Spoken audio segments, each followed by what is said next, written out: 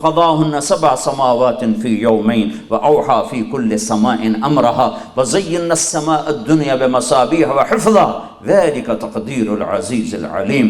ایسے میں کانپ اٹھا کہ میرے اللہ نے کہا میرے بندو کس رب کے منکر ہو رہے ہو جس نے تمہیں رہنے کے لیے جو زمین عطا فرمائی، پوری کائنات کو 6 دن میں بنایا اور اس 6 دن میں 2 دن پورے تمہارے زمین کے ڈھانچے کو بنانے میں لگائے اور 2 دن اس کے اندر تمہارے لیے غلے غذاؤں تمہارا دسترخوان سجانے کے لیے لگائے، 4 دن پورے تمہاری زمین پر لگائے، پھر آسمان پر توجہ فرمائی اور پھر عرش کو، کرسی کو، قلم کو، لوح کو، 7 آسمانوں کو، جنت کو، دوزخ کو، سب کچھ کو اللہ نے صرف 2 دن میں بنا کے مکمل کر دیا۔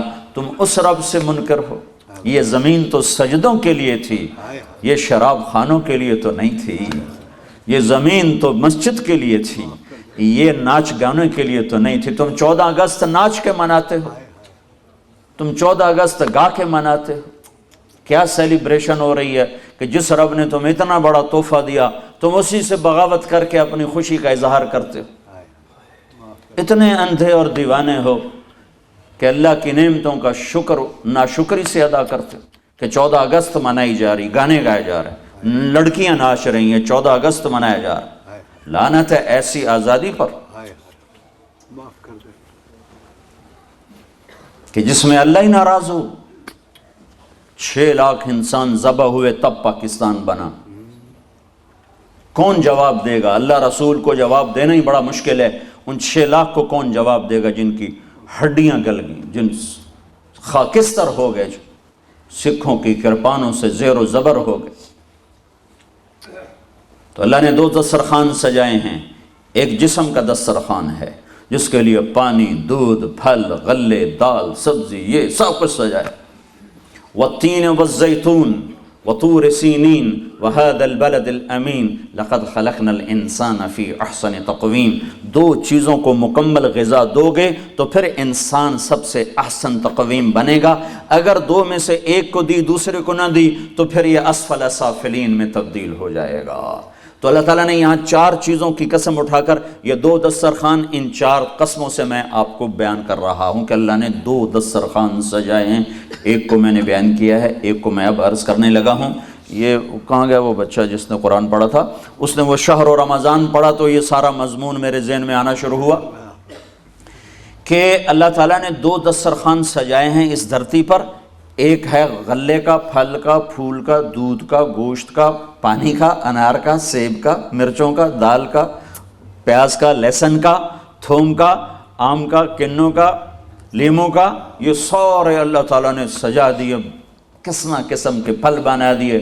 کھاتے رہو اور شکر ادا کرو۔ ہاں حرام نہ کھاؤ، پیو پر شراب نہ پیو، کھاؤ پر حرام نہ کھاؤ، بولو پر جھوٹ نہ بولو، مرد عورت تعلق قائم کرو نکاح کے ساتھ، زنا نہ کرو، تجارت کرو سود پہ نہ کرو، زندگی گزارو آزادی کی نہیں، میرے نبی کی غلامی کی، نقل مارو، اپنے نبی کی نقل مارو۔ نقل مار کے لوگ پاس ہوتے ہیں کہ نہیں ہوتے؟ کیوں بھائی؟ ارے بولو، نقل مار کے پاس ہوتے ہیں کہ نہیں ہوتے؟ کہ آج میں بوٹی لائی ہیں تو میں یہ کہتا ہوں تم اپنے نبی کی نقل مارو، تم اپنے نبی کی نقل مار لو۔ تم کہتے ہو جو ہمارا اندر بڑا گندا ہے، رہنے دو گندا، تم اپنے نبی کی نقل مار لو۔ تو اللہ کی قسم جیسے تم نقل مار کے دنیا میں پاس ہوتے ہو، اگر اپنے نبی کی نقل مارو گے نا تو اللہ بڑی حیا کرے گا تم سے، وہ تمہیں پاس کر دے گا، بڑی شرموں والا ہے۔ موسیٰ علیہ السلام نے کہا یا اللہ جادوگر تو پانی دینا۔ موسیٰ علیہ السلام نے کہا یا اللہ جادوگر تو میرے مقابلے میں آئے تھے، تو نے ان کو ہدایت کیوں دے دی؟ تو اللہ تعالیٰ نے کہا موسیٰ تیرا روپ دھار کے آئے تھے، تیری شبیہ مجھے ان میں نظر آئی، مجھے پیارے لگے، میں نے ان کو بھی ہدایت عطا فرمائی۔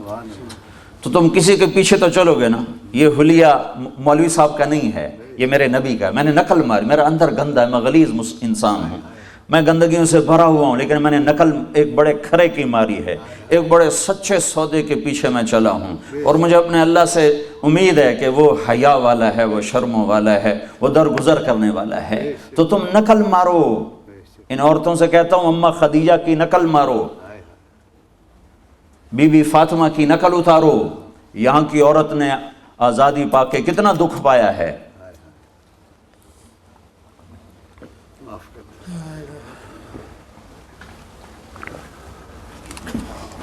یہاں آزادی ہلاکت ہے، آزادی میں کوئی سکھ نہیں ہے.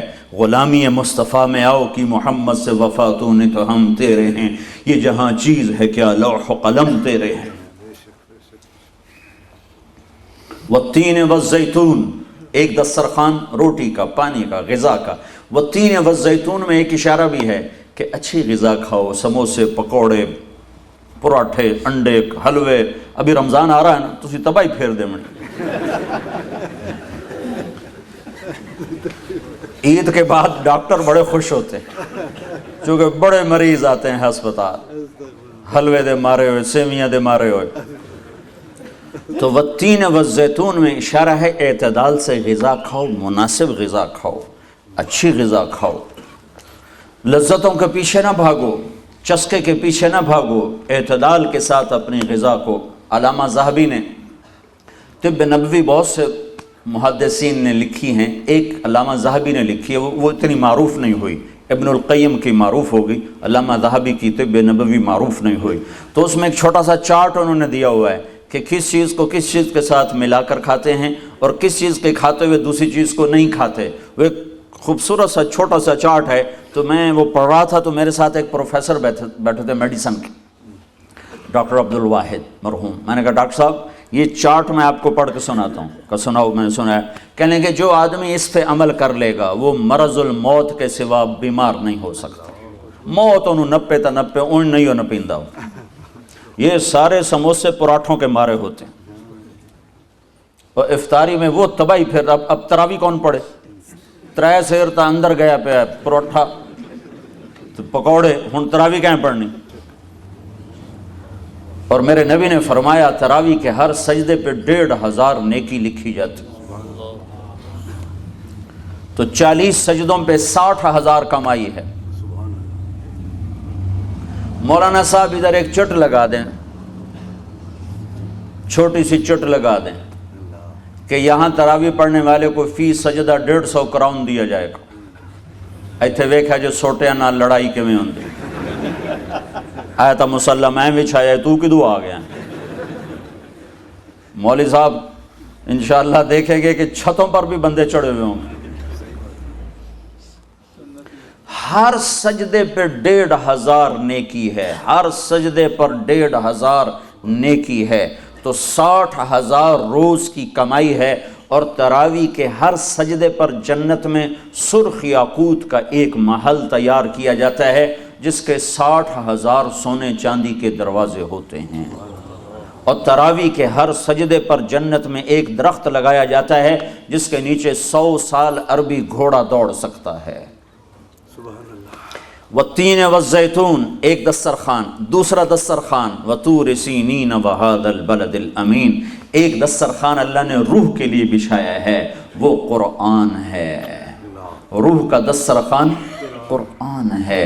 اور اس پر بھی کھانے چنے ہوئے، کہیں توحید کی ڈش، کہیں رسالت کی ڈش، اور کہیں ذکر کی ڈش، اور کہیں تلاوت کا مزہ، اور کہیں حج کے جلوے، کہیں روزے کی پیاس کا مزہ، کہیں جہاد کے تھکاوٹ کے مزے، کہیں اللہ کی راہ میں قربان ہونے کی ڈش، اور کہیں راتوں کو اٹھ کے رونا، کہیں راتوں کو تڑپنا، کہیں اللہ کے لیے پھیرے لگانا، کہیں مینا کے چکر، کہیں بیت اللہ کے طواف، کہیں عرفات کی دعائیں، کبھی مدینے میں مسجد نبوی کی زیارتیں، اور کبھی اللہ کے سامنے گڑ گڑانے اور رونے کے جلوے، اور کبھی قرآن پڑھنے کے، اور کبھی معاف کرنے کے، کبھی درگزر کرنے کے، کبھی جھک جانے کے، کبھی سہ جانے کے، کبھی پی جانے کے، کبھی درگزر کرنے کے، کبھی احسان کے، کبھی سخاوت کے، کبھی محبت کے، کبھی تواضع کے، کبھی مسکنت کے، کہیں علم کے، کہیں الفت کے، کہیں عرفان کے، کہیں معرفت کے. اللہ نے دسترخوان چن دیے. قرآن بھرا ہوا ہے، روح کی غذا سے قرآن بھر دیا ہے. سارے قرآن کو اللہ نے روح کے لیے غذا بنا دیا ہے. یہ پڑھنا بھی اس کو ہے، وہ بھی سیکھنے کا درجہ ہے، پر یہ صرف پڑھنے سے نہیں سیکھا جاتا. میں نے شروع میں کہا تھا یہ کلام عشق ہے. اگر عاشق مزاج ہو کے نہیں سیکھے گا تو بس پھر خالی بیٹھ کے تبصرے کرے گا، قرآن والا نہیں بن سکے گا. ہاں یہ کلام عشق ہے